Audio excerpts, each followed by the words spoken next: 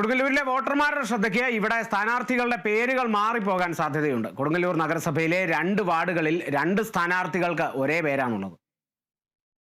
കൊടുങ്ങല്ലൂർ നഗരസഭയിലെ 19-ാം വാർഡായ എൽത്തുരുത്തിൽ LDF സ്ഥാനാർത്ഥി KK രാധാകൃഷ്ണനാണ്.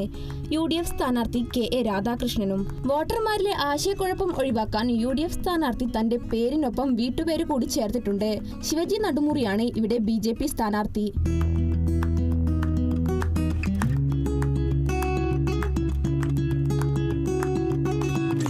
വാർഡായ Kanakkan കടവിലേക്ക് വന്നാൽ ശ്രീദേവി എന്ന പേരിൽ 2 സ്ഥാനാർത്ഥികളുണ്ട്.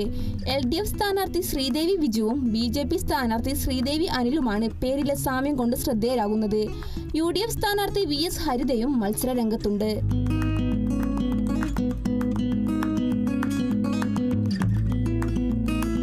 പേരുകൾ ഒന്നാണെങ്കിലും ചിഹ്നങ്ങൾ വെവ്വേറെയായത് വോട്ടർമാരുടെ ഭാഗ്യം.